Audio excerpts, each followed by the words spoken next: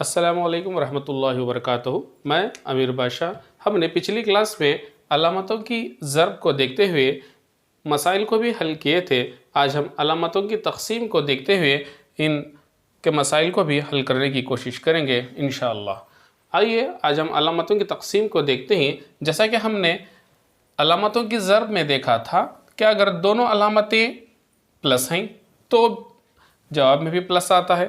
अगर दोनों अलामतें मुनफी हैं यानी माइनस हैं तो भी प्लस आता है।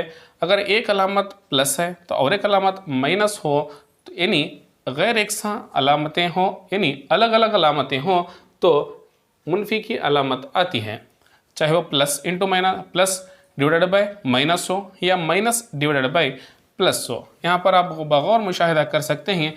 ठीक इसी तरह का अमल हमने अलामत की ज़र्ब में भी किया था, वो ही अमल यहाँ पर भी दोहराया जा रहा है। सिर्फ फ़र्क इतना है, वहाँ पर ज़र्ब की अलामत थी तो यहाँ पर तक़सीम की अलामत हम देख सकते हैं। आइए अब इन मसाइल को हम हल करने की कोशिश करते हैं। यहाँ पर +2 दिया गया है डिवाइडेड बाय +6।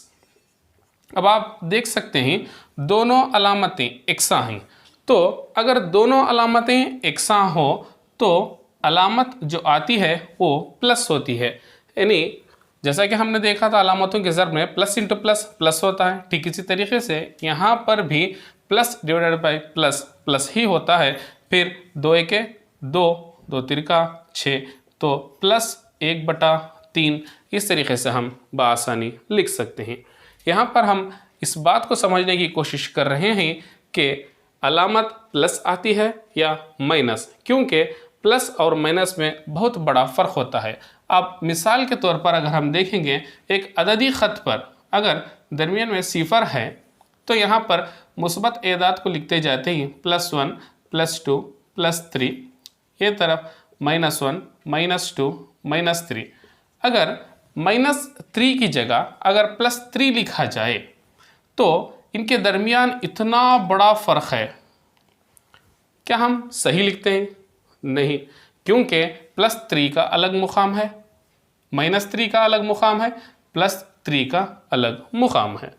इसी तरीके से -2 का अलग मुकाम है, +2 का अलग मुकाम है। तो हमें इस तरीके से अलामतों की ज़रब से अलामतों की तक़सीम से ये मुकम्मल तौर पर सही तरीके से उनके मुकाम को पहचानते हुए लिखने की कोशिश की जाती है। यहाँ पर दूसरी मिसाल को हल करते हैं। -3 डिवाइडेड बाय -9। यहाँ पर भी आप गौर कर सकते हैं दोनों अलामतें एकसा हैं। अगर दोनों अलामतें एकसा हैं तो भी हमारी अलामत प्लस आती है। ठीक इसी तरीके से 3 एके 3, 3 तिरका 9, तो 1/3 ये भी जवाब हमें मालूम होता है। अब ज़रा गौर से देखें, यहाँ पर तीसरी मिसाल +6 डिवाइडेड बाय -12। अब आप देख सकते हैं यहाँ पर अलामतें अलग अलग हैं। एक तरफ अलामत प्लस है तो दूसरी तरफ अलामत माइनस की है, तो हमें हासिल जो होता है वो माइनस हासिल होता है, क्योंकि दोनों अलामतें अलग अलग हैं। अगर अलामतें एकसा हो, चाहे वो प्लस की अलामत हो चाहे वो माइनस की अलामत ही क्यों ना हो, अगर दोनों अलामतें एकसा हों तो हमारे जवाब में जो अलामत आती है वो प्लस की आती है। अगर दोनों अलामतें अलग अलग हों यानी एक तरफ प्लस हो और एक माइनस हो तो हमारी अलामत जो आती है वो माइनस होती है। 6 के 6, 6 दूनी 12, 1/2। तो ठीक इसी तरीके से तीसरी मिसाल को भी हम हल कर सकते हैं। नफीसात बटा जमा 21। अब आप देख सकते हैं यहाँ पर भी अलामतें अलग अलग हैं। अगर अलामतें अलग अलग हो तो क्या होता है? अगर अलामतें अलग अलग हो तो जवाब में माइनस आता है। इस बात को हमें जानना बहुत ज़रूरी है।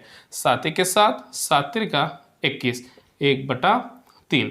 इस तरीके से हम और भी मिसालें लिखकर हमें अच्छी तरह मशक करेंगे तो थोड़ी बराबर भी अलामतों की गलती के बग़ैर हम हर एक मिसाल को मुकम्मल तौर पर हल कर सकते हैं। यहाँ तक कि हम SSLC PUC के अंदर तलबा को भी देखते हैं कि वो प्लस और माइनस की गलती की वजह से बहुत सारी मुश्किलों का सामना करते हैं, यहाँ तक कि मुकम्मल हल करने के बावजूद भी मुकम्मल मार्क्स नहीं ले पाते, क्योंकि यहाँ पर +3 और -3 का मुकाम को अगर वो नहीं जानते तो वो कुछ भी हासिल नहीं कर सकते। यहाँ पर हमें आज तक हमने 4 क्लासों में ये जाना कि अलामतों की ज़र्ब क्या होती है और किस तरीके से हमें जमा करना है, किस तरीके से तफरीक करना है और उनके उसूल क्या हैं। उन उसूलों को हम बगौर बार बार दोहराते हुए, जैसा कि अगर दोनों अलामतें एकसा हो तो प्लस आता है, अगर दोनों अलामतें अलग अलग हो तो माइनस आता है, चाहे वो जमा में हो, चाहे तफरीक में हो, चाहे ज़रब में हो, चाहे वो तक़सीम में हो। तो इन अलामतों को हमें बगौर मुशाहिदा करते हुए इन तमाम मसाइल को हम आसानी से हल कर सकते हैं।